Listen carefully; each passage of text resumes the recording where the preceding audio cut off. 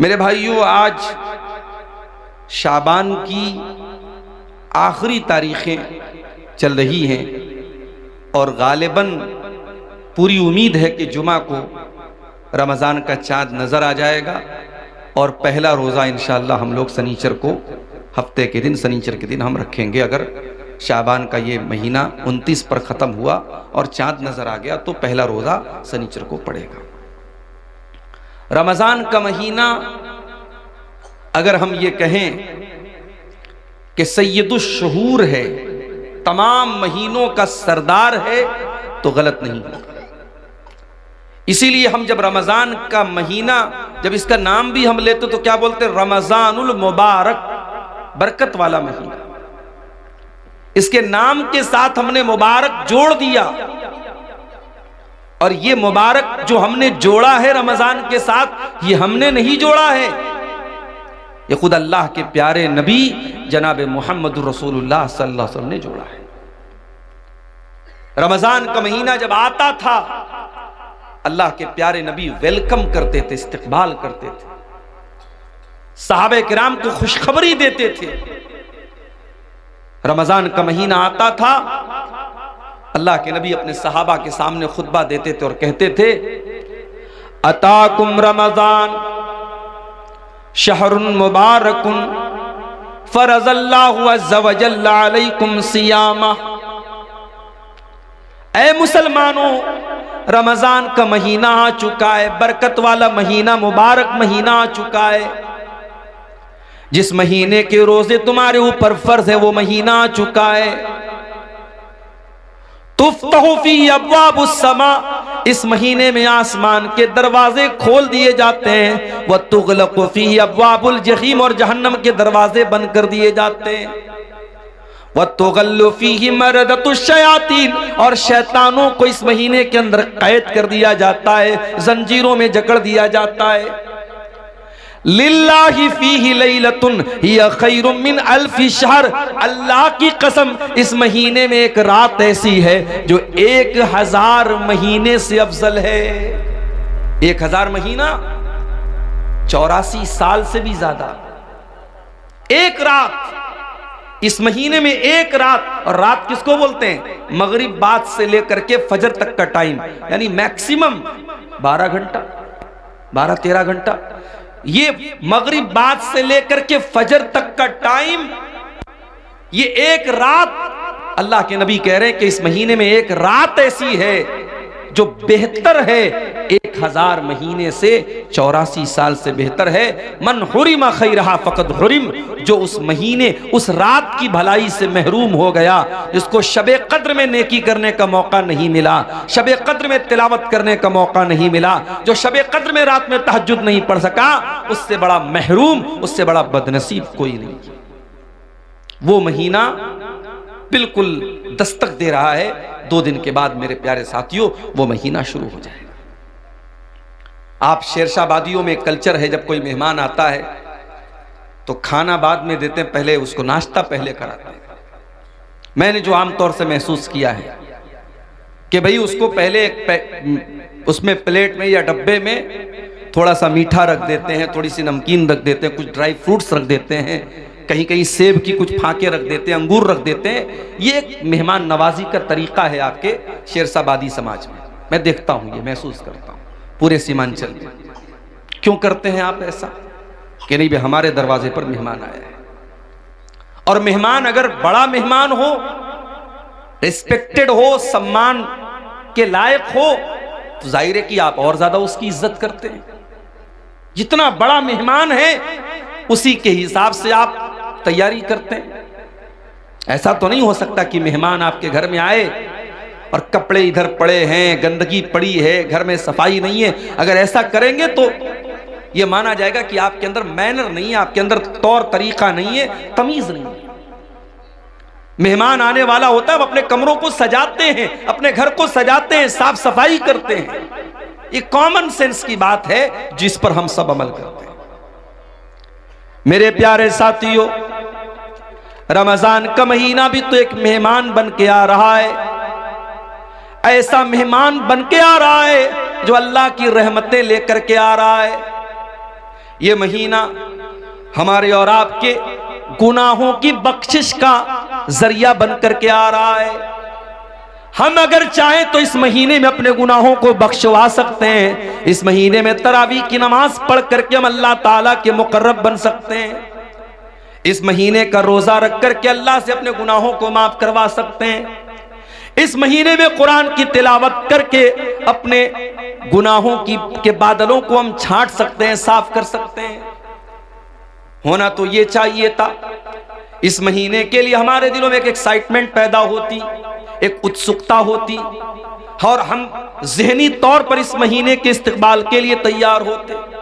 मगर क्या बात है, लोगों को फिक्र हो रही है कि साहब रमजान आएगा, क्या होगा, दोपहर का खाना कैसे खाएंगे हम। बाज लोग जब रमजान का जिक्र आता है ना तो क्या बोलते हैं, खा लो 2 दिन के बाद दोपहर का खाना नसीब नहीं होगा।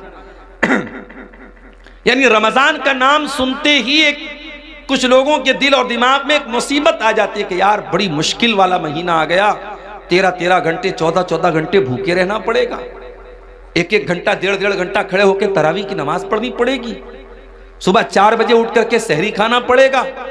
औरतों को अलग फिक्र रहती है, हमको ये बनाना पड़ेगा, वो बनाना पड़ेगा। अगर रमजान के ताल्लुक से ये निगेटिव सोच, ये मनफी सोच, ये नकारात्मक सोच आपके जहन में है तो मेरे प्यारे साथियों ये बहुत अफसोस की बात है। अगर आप वाकई में अल्लाह वाले हैं, अगर आप वाकई ईमान वाले हैं तो आपको खुश होना चाहिए कि अल्लाह ताला आपकी जिंदगी में एक रमजान का महीना और दे रहा है।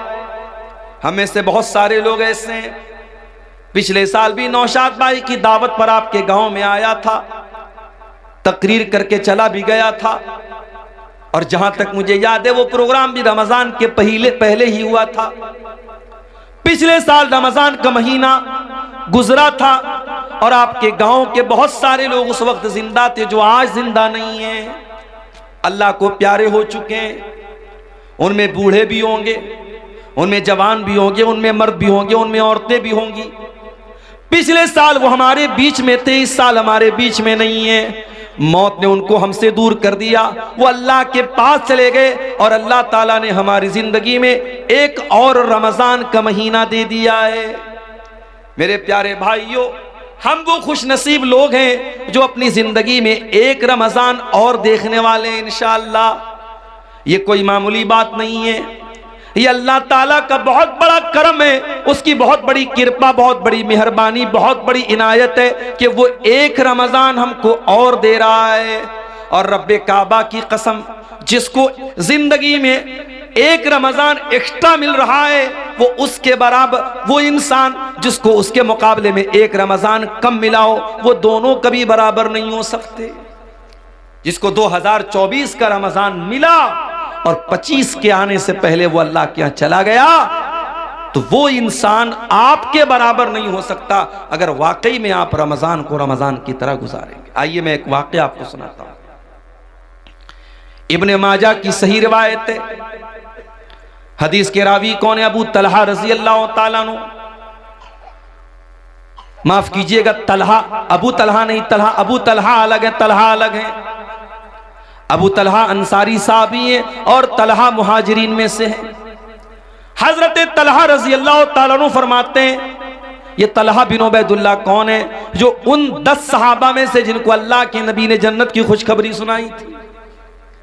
मैं पूछूं अगर अपने नौजवानों से, अपनी बहनों से, जरा बताओ कि वो 10 सहाबा कौन है जिनको नबी ने नाम लेकर के जन्नती कहा था, तो हमारे बहुत सारे नौजवान हैं जो दाएं बाएं झांकने लगेंगे, नहीं मालूम। उनसे ये पूछ लो कि इंडिया की टीम के 11 क्रिकेटर्स के नाम क्या है, पूरा बता देंगे। आईसीसी की चैंपियनशिप में इंडिया कौन से पायदान पे चल रही है, फौरन बता देंगे। टॉप 1 पर कौन सा बल्लेबाज है, टॉप 1 पर कौन सा गेंदबाज है, फौरन बता देंगे। क्यों? इंटरेस्ट है, शौक है। मोबाइल पर स्कोर देख रहे हैं, मैच देख रहे हैं, शौक है। हमें दीन सीखने का शौक होता तो हमें नबी के सहाबा का नाम भी मालूम होता। अभी एक बच्चे का नाम किसी ने पूछा तो मैंने कहा कि नाम रख दीजिए उसैरिम। आप लोगों ने नाम सुना है उसैरिम? बोलो भाई, सुना है? किसका नाम है? उसैरिम बहुत प्यारा नाम है, अगर आपके घर में बच्चा पैदा हो ये नाम रख देना, आगे पीछे कुछ लगा देना, मोहम्मद उसैरिम या अब्दुल्ला उसैरिम। उसैरिम नाम जो है ये उस सहाबी का नाम है जो जंगे बद्र के मौके पर ईमान लाए और ईमान लाते ही जंगे बद्र में शामिल हो गए और अल्लाह की राह में लड़ते लड़ते शहीद हो गए। उलमा ने लिखा है कि ये वो सहाबी हैं जिन्होंने एक टाइम की नमाज भी नहीं पढ़ी थी, ईमान लाए और ईमान लाते ही अल्लाह की राह में लड़ते लड़ते शहीद हो गए और जन्नत में जाएंगे। एक नमाज पढ़े बगैर भी जो जन्नत में जाएंगे उस सहाबी का नाम है उसैरिम, अलिफ स्वाद या रामीम, उसैरिम। ये नाम रख सकते हैं आप, हमारे सहाबा के नाम पर अपने बच्चों के नाम रखो। 10 सहाबा जन्नती हैं, चलो मैं आपको गिना देता हूं। अबू बकर, उमर, उस्मान, अली, ये तो सब जानते हैं।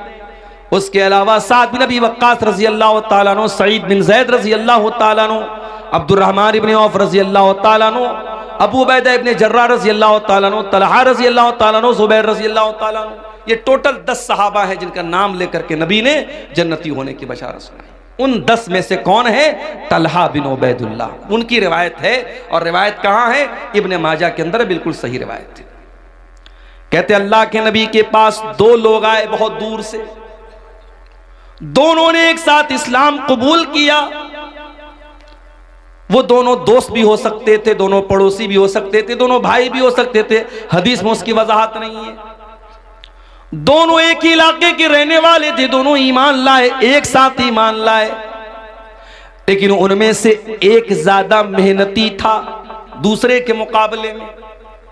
एक दीन के कामों में ज्यादा एक्टिव था, ज्यादा चुस्ती वाला था, फुर्तीला था। एक थोड़ा उससे कम मेहनत करता था, एक ज्यादा मेहनत करता था। होता है अपने घर में, हम देखते हैं एक आदमी ज्यादा मेहनती होता है, दूसरा कम होता है। एक उसमें से ज्यादा एक्टिव था, और वो जो ज्यादा एक्टिव था वो अल्लाह की राह में लड़ते लड़ते शहीद हो जाता है। उसका जो दोस्त होता है उसके 1 साल के बाद उसका इंतकाल होता है। पहला वाला जो मेहनती था वो अल्लाह की राह में लड़ते लड़ते शहीद होता है, दूसरा वाला नेचुरल तरीके से इंतकाल कर जाता है, मौत हो जाती है। हजरत तलहा कहते मैंने ख्वाब देखा कि मैं जन्नत के दरवाजे पर खड़ा हूं, इतने में जन्नत से एक निकलने वाला निकला, यानी फरिश्ता निकला, और जो इंसान बाद में जिसका इंतकाल हुआ था और जो दीन के मामले में कम मेहनत करता था, उस फरिश्ते ने उसको जन्नत में जाने की इजाजत दी कि तुम जन्नत में चले जाओ। उसके बाद उसने उससे कहा जो ज्यादा मेहनती था और अल्लाह की राह में जो लड़ते लड़ते शहीद हुआ था, उससे कहा तुम चले जाओ। उसके बाद वो फरिश्ता मेरे पास आया और उसने कहा फ़इन्नका लम यानी लका बादु, अभी तुम्हारे जन्नत में जाने का टाइम नहीं आया है। हजरत तलहा कहते उसके बाद मेरी नींद खुल गई। मैंने जब अपना ये ख्वाब सहाबा को बयान किया, फ़अजिबू लिज़ालिका, तो सहाबा को बहुत अजीब लगा कि ऐसा कैसे हो सकता है कि जो इंसान अल्लाह की राह में शहीद हो गया और जो दीन के मामले में ज्यादा मेहनत करता था वो बाद में जन्नत में जा रहा है, और जो नॉर्मल तरीके से मरा था वो पहले जन्नत में जा रहा है, ऐसा कैसे हो सकता है। सहाबा को इस बात पर बहुत ताज्जुब हुआ। जब ये बात अल्लाह के नबी तक पहुंची, आपने सहाबा से पूछा कि तुम्हें किस बात पर ताज्जुब हो रहा है।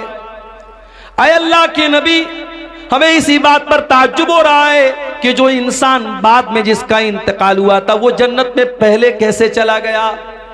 आपने फरमाया अलैसा कद मकस बादहू सनतन, जिसका इंतकाल 1 साल बाद हुआ था, क्या अपने भाई के मरने के बाद 1 साल तक उसकी जिंदगी में 1 साल एक्स्ट्रा उसको मिला कि नहीं मिला, 1 साल ज्यादा मिला कि नहीं मिला। हाँ अल्लाह के नबी ज्यादा मिला। अलैसा कद अदरक रमजान व सामा, क्या उसकी जिंदगी में 1 रमजान और ज्यादा मिला कि नहीं मिला। हाँ अल्लाह के नबी 1 रमजान और ज्यादा मिला। क्या उसने जिंदगी में 1 रमजान का रोजा ज्यादा रखा कि नहीं रखा। हाँ अल्लाह के नबी उसने 1 रमजान का महीना रोजा ज्यादा रखा। क्या उसने एक साल के अंदर अपने भाई के मुकाबले में एक साल ज्यादा नमाज पढ़ी कि नहीं पढ़ी? हाँ अल्लाह के नबी, उसने एक साल ज्यादा नमाज पढ़ी। आपने फरमाया फमा बैनहुमा अबादु मिम्मा बैनल अर्दि वस्समा, उन दोनों के मकाम व मर्तबे के बीच में वही दूरी है जो आसमान और जमीन के बीच की दूरी है। ऐ मेरे सहाबा, जिसकी जिंदगी में एक रमजान और मिल गया उसकी बराबरी कोई कर ही नहीं सकता। उसके उन दोनों के मर्तबे के बीच में उतना ही फासला है जितना आसमान और जमीन के बीच में है। ये हमारी खुशनसीबी है। अल्लाह हमें एक रमजान और दे रहा है मेरे साथी। अल्लाह चाहता, और अभी भी अगर अल्लाह चाहे, रमजान का चांद निकलने से पहले हमारी जान जा सकती है, कोई हादसा हो सकता है, कोई मुसीबत आ सकती है, कोई बीमारी आ सकती है।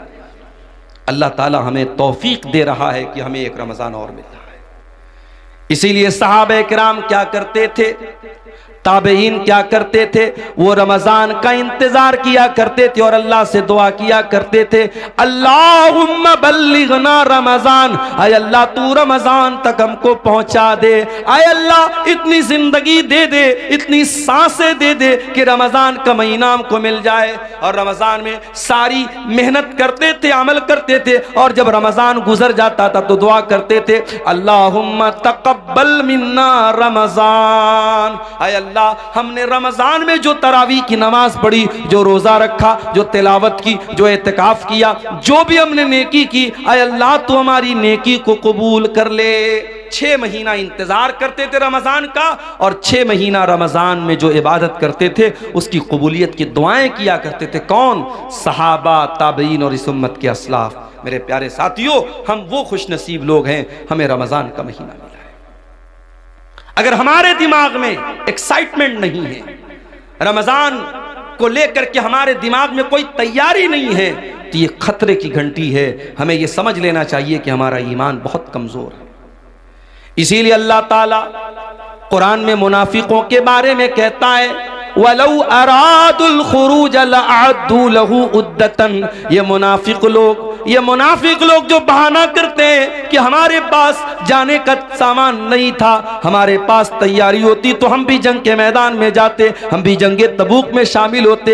ऐ नबी, ये मुनाफिक लोग झूठ बोल रहे हैं। वलौ अरादुल खुरूज लअद्दू लहू उद्दतन, अगर वाकई में इन मुनाफिकों ने तैयारी, अगर इनको जाने का इरादा होता तो इन्होंने तैयारी की होती।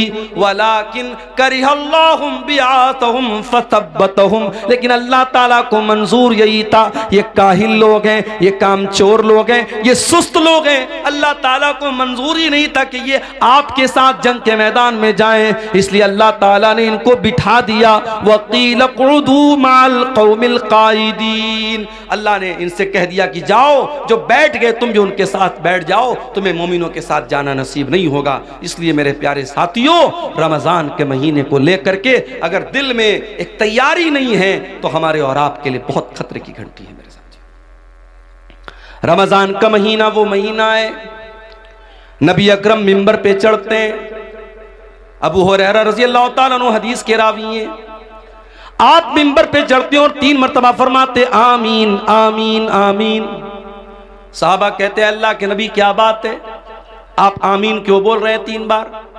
आपने कहा, जब मैंने मिंबर की पहली सीढ़ी पर कदम रखा, जिब्रील आए और उन्होंने कहा कि जो इंसान रमजान का महीना पाए फलम युगफर लहू, और उसकी बख्शिश न हो सके, फकद अबदहुल्लाह, अल्लाह ताला अपनी रहमत से दूर कर दे उस इंसान को, बर्बाद हो जाए वो इंसान जो रमजान का महीना पाए और अपनी बख्शिश न करवा सके। जिब्रील ने ये बद्दुआ की और मुझसे कहा कि आमीन कहो, तो मैंने आमीन कहा। फिर जब मैं दूसरी सीढ़ी पर पहुंचा, जिब्रील ने कहा कि जो अपने माँ बाप में से दोनों को या किसी एक को बुढ़ापे की हालत में पाए और उसके माँ बाप उसको जन्नत में दाखिल न कर पाए।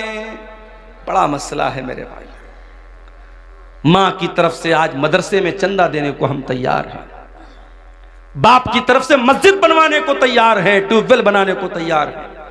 माँ जिंदा होती है तो माँ के ऊपर 5 रुपया खर्च करने में भी हमारा दिल घबराता है। बाप जिंदा है तो बाप को 100 रुपया देने में भी हमारी जान निकलती है, और माँ के मरने के बाद और बाप के मरने के बाद बड़ी मोहब्बत हमारे दिल में पैदा हो जाती है, और मस्जिदें बनवाते हैं, मदरसे बनवाते हैं। माफ़ करना मेरे प्यारे साथियों, जितना खर्च आप माँ बाप के मरने के बाद उनको सवाब पहुँचाने के लिए करते हैं, अगर उनकी ज़िंदगी में उतना खर्च करते तो शायद आप जन्नत में चले जाते।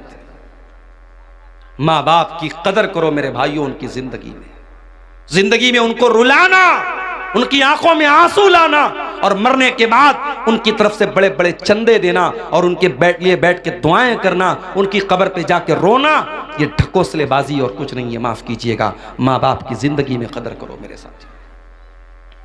जिसको बुढ़ापे में माँ बाप मिले और माँ बाप उसको जन्नत में दाखिल न कर पाए, अल्लाह के नबी कहते, जिब्रील ने कहा अबअदहुल्लाह, अल्लाह ताला ऐसे इंसान को अपनी रहमतों से दूर कर दे।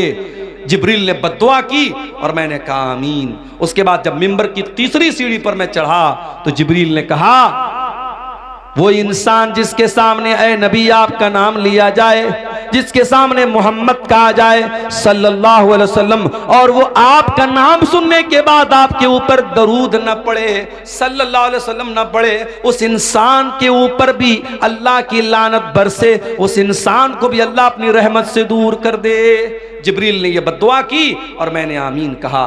ये 3 बद्दुआएं थीं जो फरिश्तों के सरदार ने बद्दुआ की थी और नबी ने आमीन कही थी। मेरे प्यारे साथियों, कितना बड़ा बदनसीब है वो इंसान जिसकी जिंदगी में रमजान का महीना आए और वो अब अल्लाह ताला के यहां अपनी बख्शिश न करवा सके।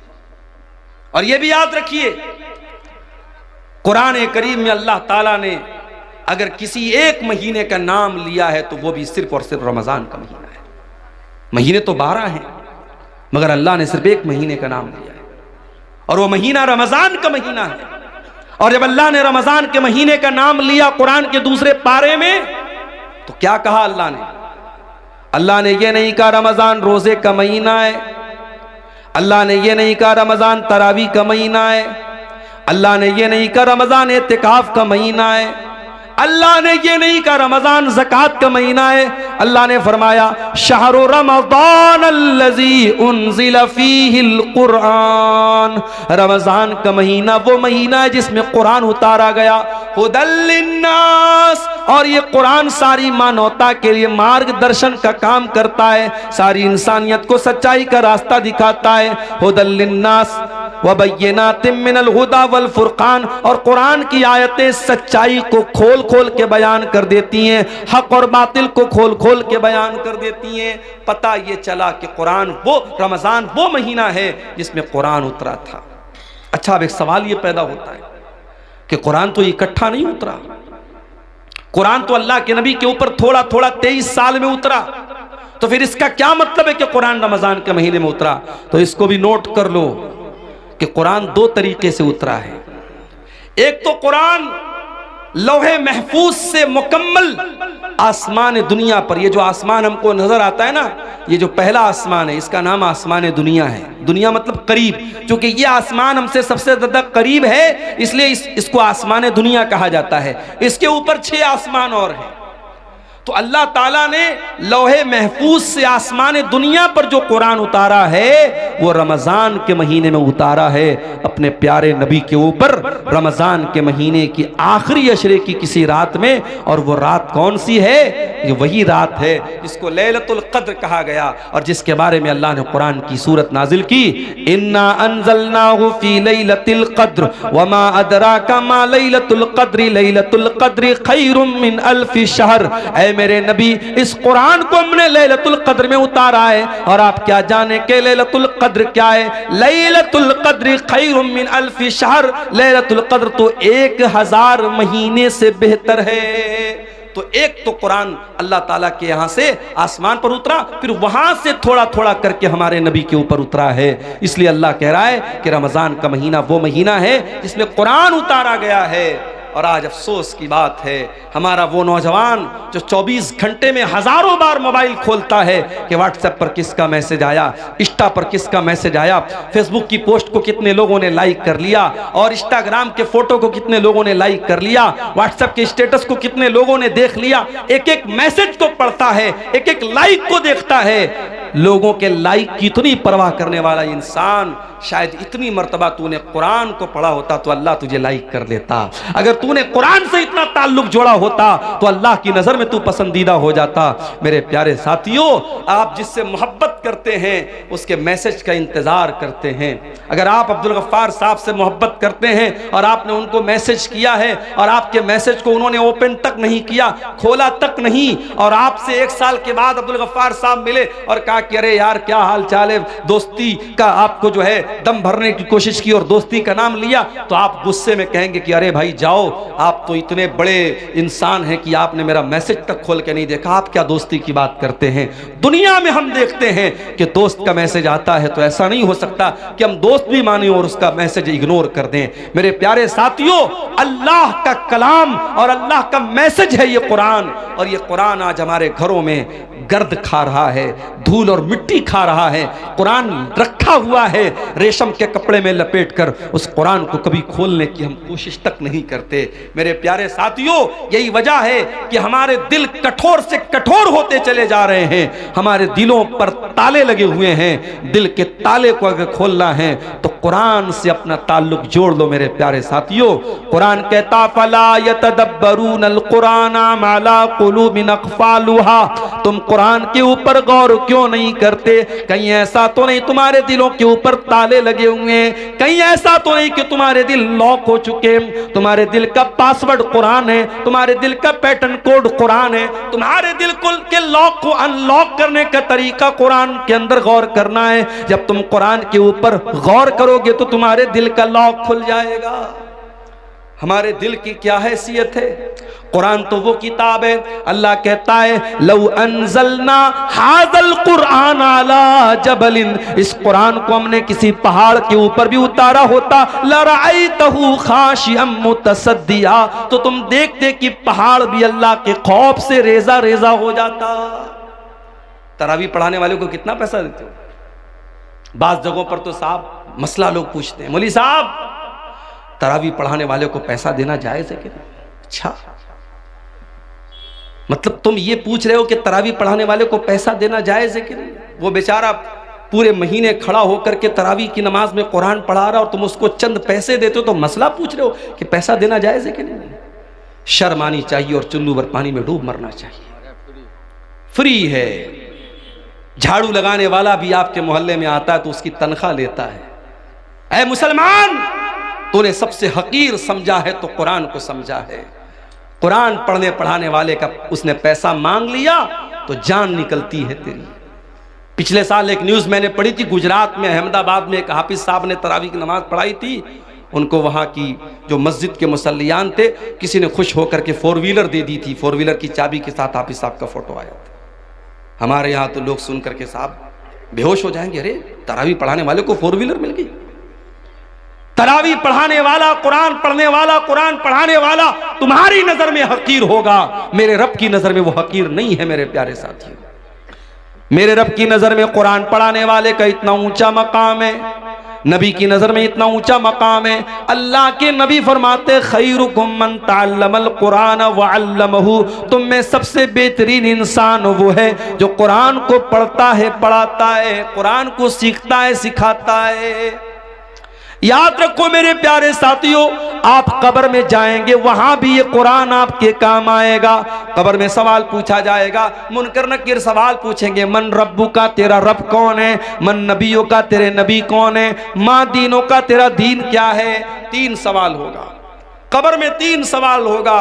और माफ करना, इन तीनों सवालों का जवाब मैथमेटिक्स की किताबों में नहीं मिलेगा, साइंस और जियोग्राफी की किताबों में नहीं मिलेगा, हिस्ट्री की किताबों में नहीं मिलेगा, भूगोल की किताबों में नहीं मिलेगा। इन तीनों सवालों का जवाब कहां मिलेगा? जब मोमिन सही जवाब देगा मेरा रब अल्लाह है, मेरे नबी मोहम्मद सल्लल्लाहु अलैहि वसल्लम है, मेरा दीन इस्लाम है, तो फरिश्ता पूछेगा वमा युद्री का, तुझे इन तीनों सवालों का जवाब कैसे पता चला? तो बंदा कहेगा करा तो किताब अल्लाहि फ़आमनतु बिही वसद्दक़तु, मैंने कुरान को पढ़ा था, मैं कुरान पर ईमान लाया था, मैंने कुरान को सच माना था, कुरान के जरिए मुझे इन तीनों सवालों का जवाब मिला है। मेरे प्यारे साथियों, ये कुरान कब्र में भी आपके काम आएगा। औलाद के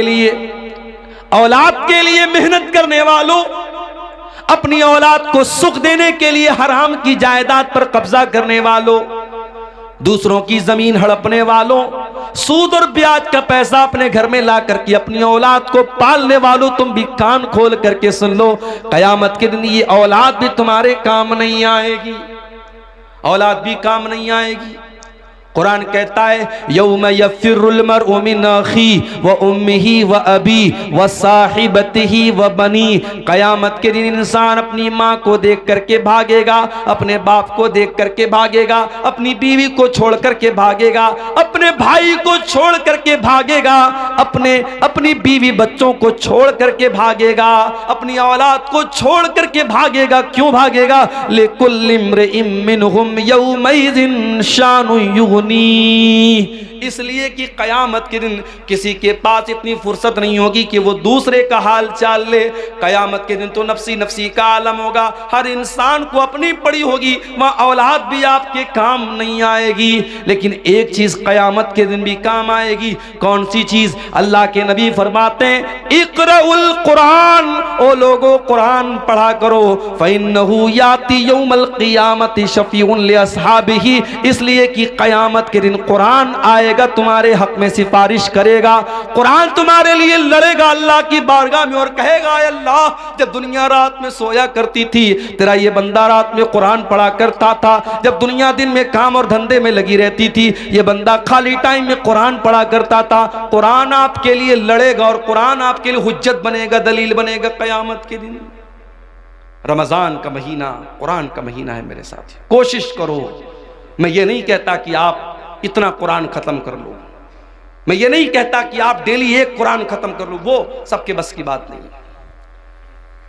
उलमा ने यह भी लिखा है 3 दिन से कम टाइम में कुरान खत्म करना मना है, मगर रमजान का महीना या और कोई ऐसा टाइम जिसमें ज्यादा नेकी करने का हुक्म दिया गया है उसमें आपको मना नहीं है। उसमें आप अगर चाहें तो रमजान में डेली आप एक कुरान खत्म कर सकते, बल्कि बाज़ उलमा बाज़ अइम्मा से साबित है कि वो रमजान में डेली एक कुरान खत्म करते थे। आम दिनों में मना है कि 3 दिन से कम टाइम में कुरान खत्म ना किया जाए, ताकि बहुत जल्दी जल्दी कुरान ना पढ़ा जाए, कुरान को समझ के पढ़ा जाए। मगर रमजान के महीने में आप जितनी स्पीड के साथ और जितना ज्यादा कुरान पढ़ें कोई हर्ज की बात नहीं। आप तिलावत सही करें, अच्छे अंदाज में करें, जल्दबाजी के चक्कर में कुरान का माना और मतलब ना खराब करें। लेकिन अगर आप जितना भी पढ़ सकते हैं कुरान ज़्यादा ज़्यादा पढ़ें। मैं एक आपको तरीका बताता हूँ। हमारे यहाँ जो वो कुरान होता है हाफिजी कुरान, जिसमें से हमारे हाफिज लोग कुरान देख करके याद करते हैं, अगर आप उस कुरान को अपने सामने रखें, उसमें एक पारे में 20 पेज होते हैं। आपको क्या करना है? हर नमाज के पहले अजान हुई जोहर की, अल्लाहु अकबर, आप मस्जिद में पहुंच जाओ और अजान के बाद आप मस्जिद में पहले 2 रकात सुन्नत पढ़ लो और बैठ करके 2 पेज आप उसको पढ़ लो, सिर्फ 2 पेज। 2 पेज पढ़ने में 5 मिनट लगेगा आपको। हाफिजी कुरान की बात कर रहा हूं जो 16 लाइन का 15 लाइन का आता है, आयत पर शुरू होता है आयत पर खत्म होता है, उस कुरान की बात कर रहा हूं। 2 पेज आपने पढ़ लिया नमाज के पहले। अब जोहर की नमाज आपने पढ़ी, जोहर की नमाज के बाद सुन्नत आपने पढ़ लिया, 2 रकात या 4 रकात जितनी भी अल्लाह ने आपको तौफीक दी।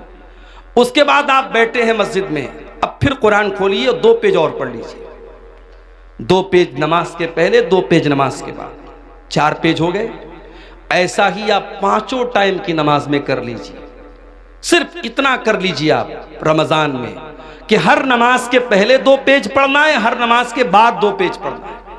5 टाइम की नमाज में आपके 20 पेज हो जाएंगे। एक पारा आपका आराम से डेली, आप कोई एक्स्ट्रा टाइम आपको नहीं निकालना पड़ा। 5 मिनट आपने नमाज के पहले निकाला, 5 मिनट नमाज के बाद निकाला। आप हर नमाज के बाद इस तरीके से भी करेंगे, एक्स्ट्रा टाइम नहीं भी निकालेंगे, तो कम से कम एक कुरान तो आप रमजान में खत्म कर लेंगे इंशाअल्लाह। ये एक मैं तरीका आपको बता रहा हूं। रमजान कुरान का महीना है मेरे साथियों, तवज्जो दो। और 2 तरीके की तिलावत करो रमजान। एक तिलावत तो ये वाली कर लो कि बस पढ़ना है, सिर्फ पढ़ोगे तब भी सवाब मिलेगा। और एक तिलावत और करो कि समझ करके पढ़ना है। अल्हम्दुलिल्लाहि रब्बिल आलमीन। अब ये आयत आपने पढ़ी, अब नीचे तर्जमा पढ़ लो। तमाम तारीफें अल्लाह के लिए हैं जो सारे जहान का रब है। फिर हो सके तो कोई तफसीर पढ़ लो, तफसीर इब्ने कसीर आती है उर्दू में, वो देख लो। अहसनुल बयान उर्दू की बहुत अच्छी तफसीर है, उसको देख लो। अगर कोई किताब नहीं पढ़ सकते, मोबाइल पर ऐप आता है तफसीर का, अहसनुल बयान का ऐप भी आता, ऐप से पढ़ लो। धीरे धीरे एक एक आयत की तफसीर जितना टाइम निकाल सकते हो पढ़ो। कुरान पढ़ने का और कुरान पर गौर करने का महीना है रमजान का। ये दो काम हमें और आपको करना है मेरे साथ। और आगे बढ़िए। सीमांचल के इलाके में बैठा हूं मैं। जब तक मौलाना अजीजुर रहमान साहब यहां आकर के तरन्नुम के साथ बांग्ला जबान में दुआएं न करें, मदरसे को चंदा नहीं मिलेगा। कई जगहों पर लोगों ने मुझसे कहा मौलाना आप चंदा कीजिए, मुझे चंदा करना आता नहीं। और मैं वो लंबी लंबी ये जो दुआएं देते हैं दान देने वाले को तरन्नुम के साथ बांग्ला ज़बान में, अल्लाह ताला बिल्कुल जन्नतुल फिरदौस में पहुंचा देते, मैं पहुंचा भी नहीं सकता मैं। तो अब ये जो मिजाज हमारा बना है कि जब तक दुआ नहीं करेगा सामने वाला, ऐलान नहीं करेगा माइक से, तब तक हम चंदा नहीं देंगे। ये मिजाज भी बदलने की जरूरत है। जरूरी नहीं है कि हर बात का माइक में ऐलान कराया जाए। बनारस में एक मस्जिद बन रही है हमारे मोहल्ले के करीब में।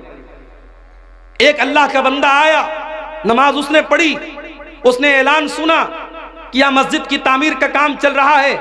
मस्जिद की कमेटी के जिम्मेदार के कान में धीरे से उसने कहा मौलाना साहब मस्जिद की तामीर में जितना छड़ लगेगा मैं देने को तैयार। कोई ऐलान नहीं हुआ, कोई माइक पर लंबी चौड़ी दुआएं उसके लिए नहीं की गई। उसके दिल में अल्लाह ने यह बात डाली मस्जिद बन रही है, जितना छड़ लगेगा मेरी तरफ से लगेगा, जितना सरिया लगेगा मेरी तरफ से लगेगा। कोई अल्लाह का बंदा आता है कहता जितने सीमेंट लगेंगे मैं दे दूंगा। काम इस तरीके से होता है मेरे प्यारे साथियों। आज हमारे अंदर अगर किसी चीज की कमी है तो इखलास की कमी है। किसी गरीब को राशन का किट भी हम देते हैं ना तो फोटो खींचते हैं और अखबार में डालते हैं कि हमने एक गरीब की मदद की। गरीब की मदद तुमने क्या की? तुमने गरीब की इज्जत को नीलाम कर दिया। जिस गरीब को तुमने कैमरे के सामने फोटो खींच करके मीडिया पे डाला है, उस गरीब की क्या इज्जत नहीं है? क्या उसकी कोई इज्जत नफ्स नहीं, उसकी कोई खुददारी नहीं है? किसी की मदद करने के नाम पे उसकी इज्जत को नीलाम करते हो। किसी जमाने में मुहावरा तक कहावत थी नेकी कर दरिया में डाल, अब कहावत बदल गई। अब नेकी कर फेसबुक पर डाल, नेकी कर यूट्यूब पर डाल, नेकी कर स्टेटस पे डाल। अब तो साहब खाने काबा का तवाफ भी हो रहा तो वहां भी सेल्फी ले रहे हैं।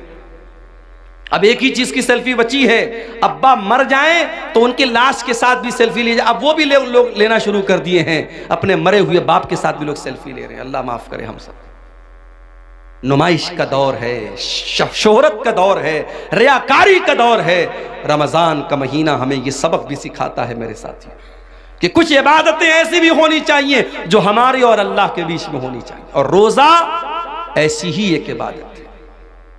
सुबह फजर के टाइम आपने सहरी खाई, जो भी आपने सहरी खाई, मैं नहीं जानता आपके सीमांचल में क्या क्या खाते हैं। हो सकता है कुछ लोग गोश्त भी खाते हो, सब्जी भी खाते हो, रोटी चावल भी खाते हो। जो भी आपने सहरी के टाइम खाया, सुहर की अजान हो गई। जाहिर है 4 बजे आपने सहरी खाई थी, 12:30 बजे अज़हर की अजान हो रही है। 8 घंटे का टाइम गुजर चुका है, 8.5 घंटे का। मार्च का महीना चल रहा है, गर्मी का आलम है। आप मस्जिद में आए, आपने वजू करने के लिए पानी से अपने हाथों को धोया, चुल्लू में पानी लिया, मुंह में डाला, हलक सूख रहा है।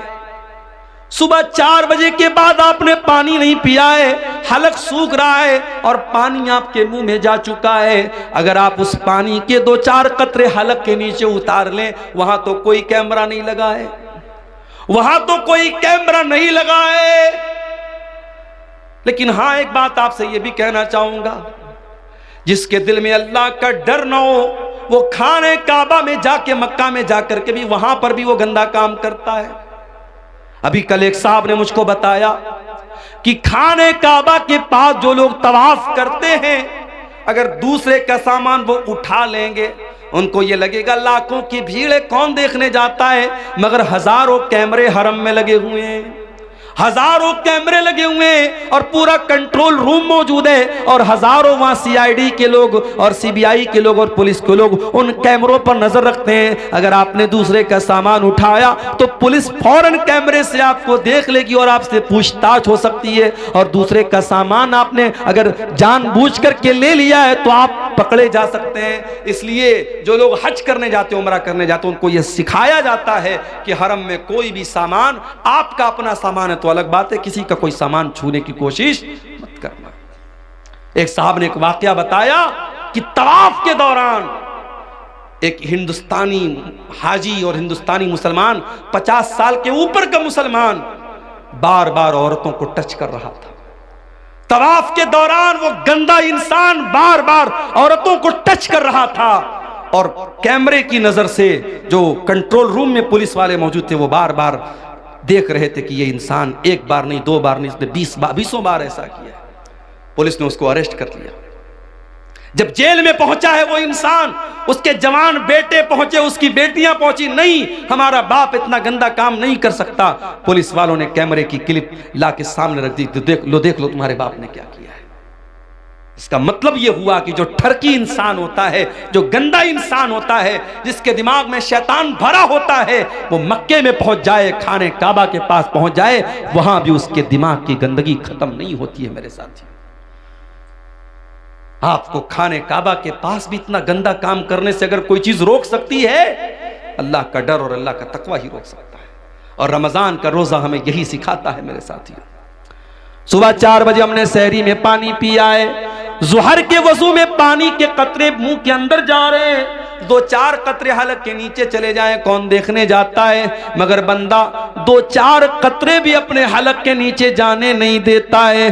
क्यों? अल्लाह ताला के आम क्या जवाब देंगे? हमारा रोजा बर्बाद हो जाएगा, हमारे रोजे का कोई मतलब नहीं रह जाएगा। इसीलिए अल्लाह के नबी फरमाते हैं कि अल्लाह ताला कहता है अस्सौमु ली व अना अजज़ी बिही, कि बंदा रोजा मेरे लिए रखता है और उसका बदला मैं ही दूंगा। यदौ तामहु व शराबहु व शहवतहु मिन अजली, बंदा मेरे लिए खाना छोड़ देता है, बंदा मेरे लिए पानी छोड़ देता है, बंदा मेरे लिए शहवत छोड़ देता है। बीवी मौजूद है, बीवी के पास नहीं जाता, खाना मौजूद है, खाना नहीं खाता है, पानी मौजूद है, पानी नहीं पीता है। अल्लाह के लिए रोजा हमें इखलास सिखाता है, रोजा हमें अल्लाह का डर सिखाता है। रोजे से सबसे बड़ा मकसद मेरे प्यारे साथियों यही है कि हमारे दिलों में अल्लाह का तकवा पैदा हो जाए। इसीलिए अल्लाह कुरान के दूसरे पारे में कहता है या अय्युहल्लज़ीना आमनू कुतिबा अलैकुमुस्सियामु कमा कुतिबा अलल्लज़ीना मिन क़ब्लिकुम लअल्लकुम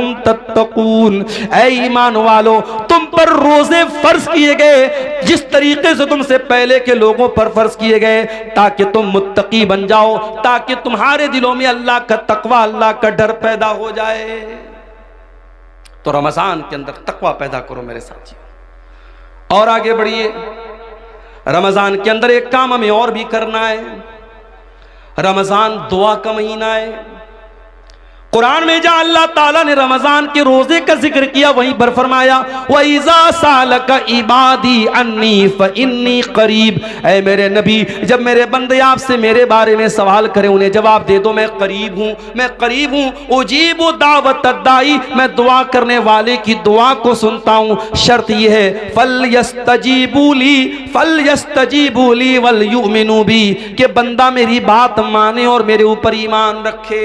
रमजान दुआ का महीना है मेरे साथियों। जब आप भूखे प्यासे रह करके अल्लाह की बारगाह में हाथ फैलाते हैं, अल्लाह आपकी दुआ को रायगा नहीं करता, अल्लाह आपकी दुआ को लौटाता नहीं है।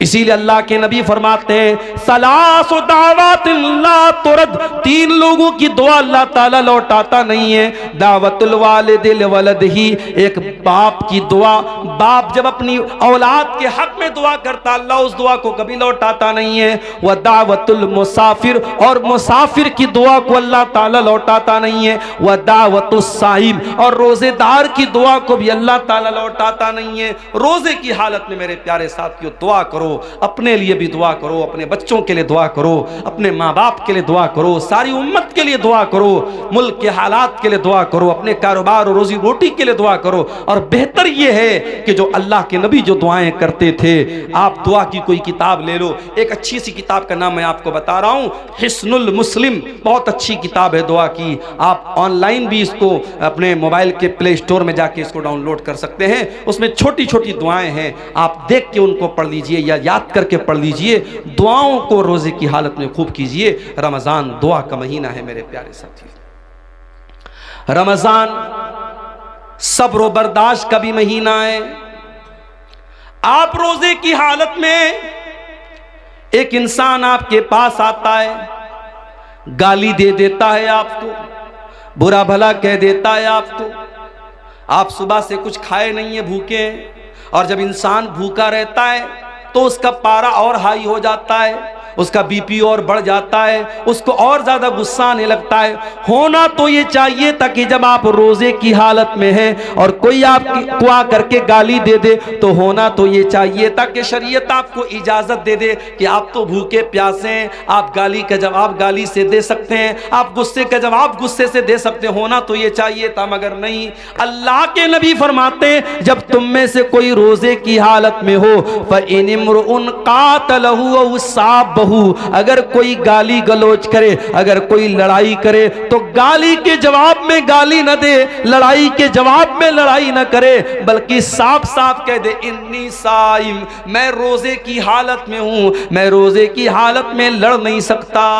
ओ लोगों जो रोजे की हालत में गाली गलोच करते हो, ओ लोगों जो रोजे की हालत में लोगों से लड़ाई झगड़े करते हो, खबरदार खबरदार, तुमने रोजे का मतलब ही नहीं समझा। रोजा सिर्फ खाने से रुकने का नाम नहीं, पानी से रुकने का नाम नहीं। अल्लाह के नबी फरमाते हैं, मल्लम यदा कौल ज़ूर वल अमल बिही, जो झूठी बात को अपनी जबान से निकालता है और झूठी बात पर अमल करता है, फलैसा लिल्लाहि हाजतुन, तो अल्लाह को कोई जरूरत नहीं कि वो अपना खाना छोड़ दे, पानी छोड़ दे।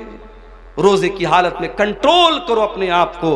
रोजा हमें कंट्रोल करना सिखाता है। रोजा हमें यह सिखाता है, अगर अल्लाह के हुक्म पर हम खाना छोड़ सकते हैं, पानी छोड़ सकते हैं, बीवी हलाल है, बीवी को के करीब नहीं जाते हैं, खाना हलाल है, खाना नहीं खाते हैं, पानी हलाल है, पानी नहीं पीते हैं, अगर अल्लाह के हुक्म पर हलाल छोड़ सकते हैं, तो बीड़ी पीने वालों तुम बीड़ी क्यों नहीं छोड़ सकते? सिगरेट पीने वालों तुम सिगरेट क्यों नहीं छोड़ सकते? तंबाकू खाने वालों तुम तंबाकू क्यों नहीं छोड़ सकते? ओ शराब पीने वालों तुम शराब क्यों नहीं छोड़ सकते? जब अल्लाह के हुक्म पर एक महीने के तुम हलाल छोड़ सकते हो, तो जो चीजें हराम है, जो चीजें नुकसानदेह हैं, जो चीजें तुम्हारी सेहत के लिए हानिकारक हैं, जो तुम्हारे शरीर को नष्ट कर रही हैं, बर्बाद कर रही हैं, वो गुटखा, वो खैनी, वो तंबाकू, वो सिगरेट, वो बीड़ी तुम क्यों नहीं छोड़ सकते हो? रोजा हराम को छुड़वा रहा है, हराम को छोड़ने की प्रैक्टिस करवा रहा है मेरे प्यारे साथी। रमजान का ये महीना हमें एक सबक और दे रहा है। कभी आपने गौर किया, ज़कात हम रमजान ही में क्यों निकालते हैं? सारे मदरसे वाले अपने चंदा करने के लिए सफीरों को रमजान में ही क्यों भेजते हैं?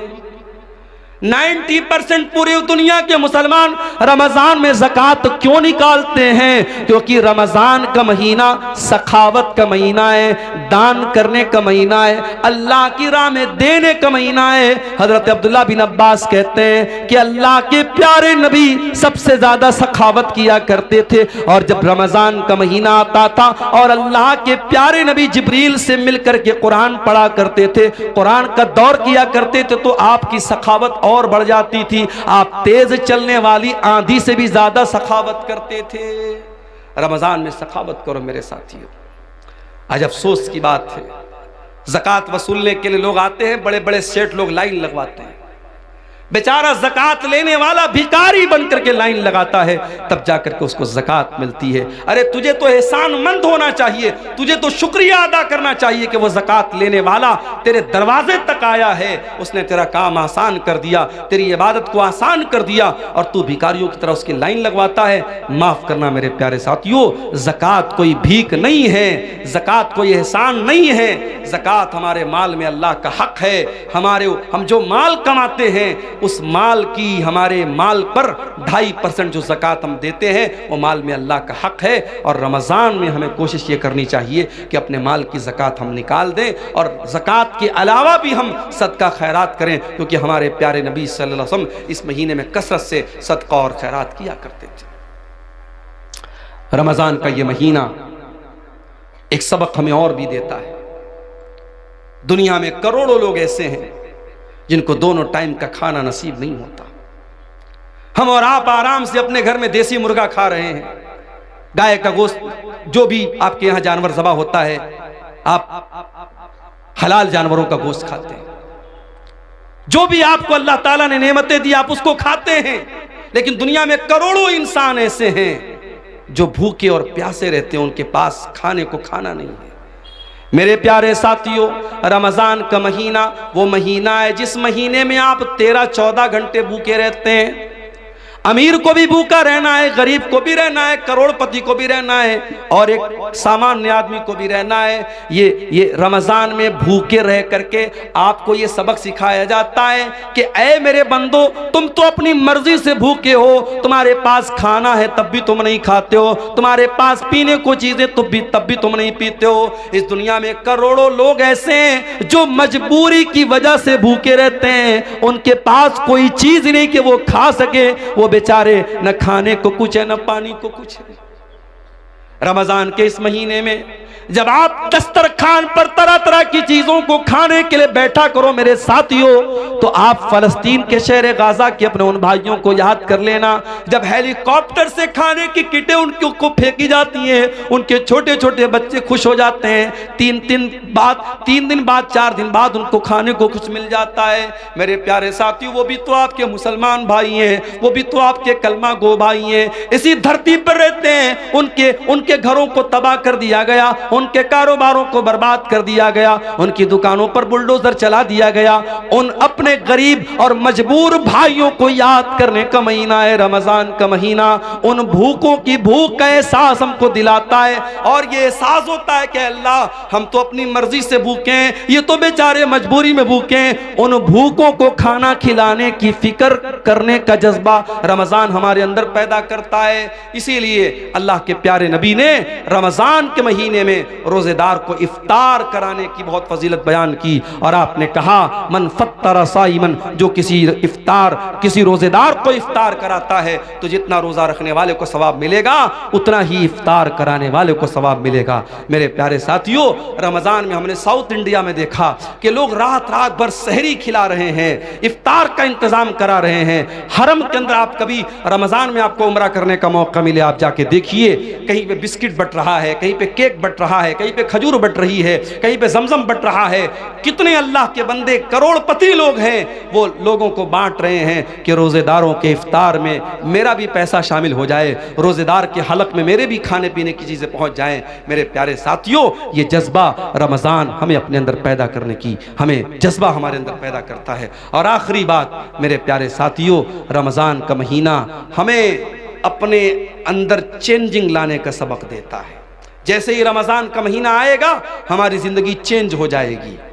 ऐसे आम तौर से जो लोग फजर में भी उठते हैं वो फजर में उठते हैं, नमाज पढ़ते हैं, लेकिन रमजान के महीने में आप फजर से भी 1 घंटा पहले उठते हैं, ब्रश करते हैं, बाथरूम जाते हैं, उसके बाद आप बैठ करके सहरी करते हैं, फिर दिन में आपकी आदत है 11 महीने आप दोपहर का खाना खाते हैं, सुबह 10 बजे नाश्ता करते हैं। रमजान के महीने में कोई नाश्ता नहीं, कोई दोपहर का खाना नहीं, सुबह सहरी आपने खाई, फिर डायरेक्ट आप इफ्तार के टाइम खाते हैं। सोने का टाइम बदल गया, खाने का टाइम बदल गया।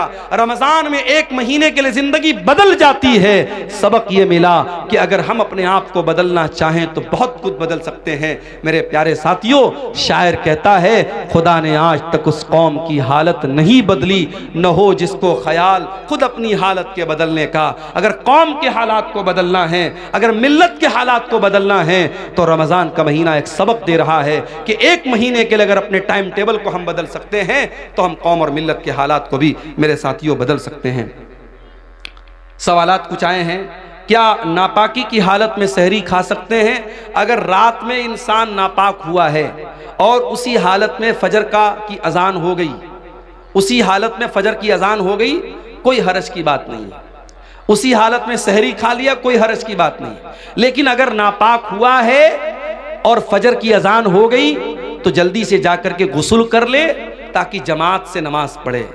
अगर कोई इंसान नापाकी की हालत में रह जाता है और जानबूझ करके फजर की नमाज छोड़ देता है और फिर सुबह सो करके उठता है 9 बजे 10 बजे और फिर नहा धो के नमाज पढ़ता है तो ये गलत है और ये सही नहीं है। नमाज को टाइम पर पढ़ना है। आपका रोज़ा सही हो जाएगा अगर आप नापाकी की हालत में सहरी करते हैं, मगर जमात से नमाज फ़र्ज़ है, उसको इंसान को नहीं छोड़ना चाहिए। इसलिए अगर कोई जनाबत की हालत में है तो जल्दी से गुस्ल कर ले ताकि जमात से नमाज पढ़ सके। क्या बिना सहरी खाए रोज़ा रख सकते हैं?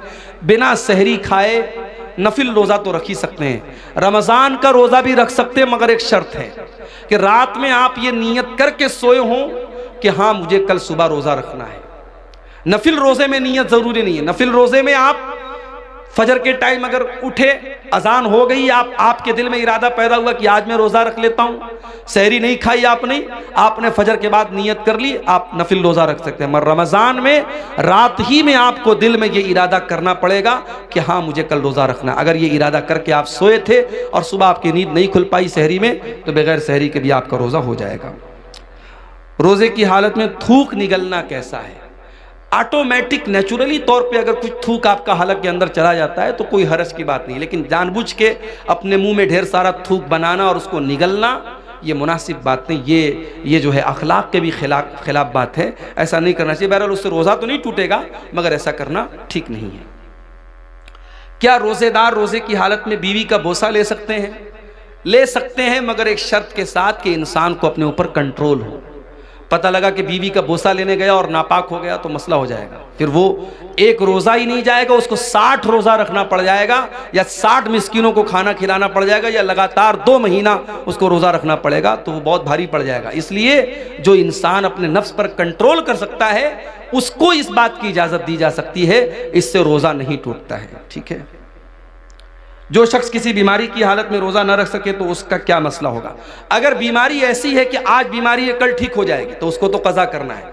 लेकिन बीमारी ऐसी है कि अब ठीक नहीं होगी, जैसे शुगर हो गया, टीबी हो गई, अब ये तो ठीक होना बहुत मुश्किल है, तो ऐसा इंसान जिसकी बीमारी लाइलाज है या अब उम्र के साथ रहेगी वो बीमारी, तो ऐसा इंसान अगर रोज़ा नहीं रख पा रहा है तो हर रोज़े के बदले एक मिस्कीन को खाना खिलाएगा। एक मिस्किन को 2 टाइम का खाना उसको खिलाना रहेगा। बेहतर यह कि खाना खिला दे या 2 टाइम के खाने का जो अनाज है वो अनाज दे दे। अगर अनाज देने में भी कोई प्रॉब्लम है तब बहुत मजबूरी की हालत में उसका पैसा दे सकता है, वरना शरीयत में इताम का लफ्ज़ आया, खाना खिलाने का लफ्ज़ आया है, तो खाना ही देना चाहिए या खाने की जगह अनाज देना चाहिए।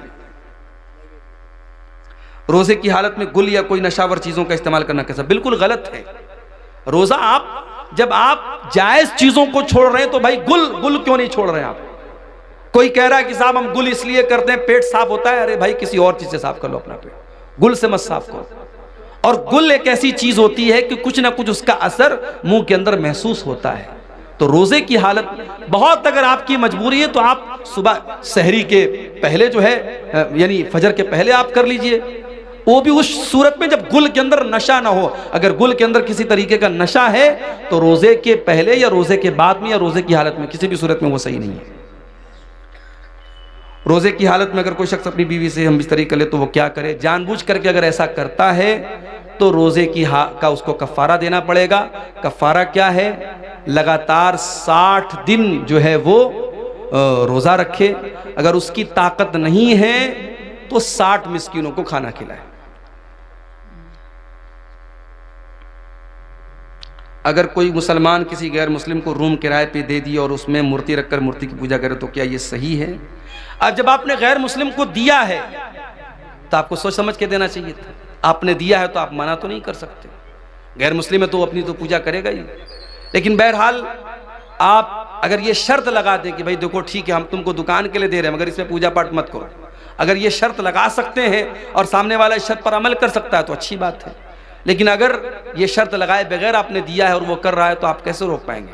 इसलिए कुरान की आयत है कि बुराई के कामों में एक दूसरे की मदद मत करो। ये एक तरीके का शिर्क हो रहा है जो आपके घर में हो रहा है, तो आप शिर्क के कामों में सपोर्ट का सबब ना बने, उससे बचने की कोशिश करें। क्या मदरसे में सदक़तुल फ़ित्र देना चाहिए? कोई आलिम बोलते हैं कि दे और कोई बोलते हैं ना दे। अगर मदरसे में गरीब बच्चे हैं, गरीब बच्चों के ऊपर वो पैसा खर्च हो रहा है, उसका अलग हिसाब किताब है कि सदक़तुल फित्र का जो अनाज है वो उन्हीं गरीब बच्चों पर खर्च हो रहा है या वो रकम उन गरीब बच्चों पर खर्च हो रही है, तब तो दिया जा सकता है। लेकिन आम तौर से उसमें मदरसिन की तनख्वाह भी दी जा रही है, मदरसे की तामीर भी हो रही है, तो ऐसी सूरत में देना ठीक नहीं है, क्योंकि सदक़तुल फित्र का पैसा मिस्कीन को देने का हुक्म है, हर जगह देने का हुक्म नहीं है। जो आलिम खुद अमल नहीं करता और वो दूसरों को वाज़ नसीहत करता है तो क्या सही है? जाहिर है कि सही तो नहीं है। लिमा तक़ूलूना मा ला तफ़अलून, वो बात क्यों कहते हो जो तुम करते नहीं हो? क्या हलाल जानवर का खुशिया खा सकते हैं? जानवर जब हलाल है तो उसके बदन की तमाम चीज़ें हलाल है, कोई भी चीज़ मकरू नहीं है, ठीक है। अल्लाह ताला से दुआ है अल्लाह ताला हम सबको नेक अमल की तौफीक अता फरमाए। रब्बुल आलमीन हमें कहने सुनने से ज़्यादा अमल की तौफीक दे, ईमान पर कायम रखे, ईमान पर हम सबका खात्मा हो। आमीन व आखिर दावाना अल्हम्दुलिल्लाहि रब्बिल आलमीन। वस्सलामु अलैकुम व रहमतुल्लाहि व बरकातुहू। वालेकुम अस्सलाम व रहमतुल्लाहि व बरकातुहू।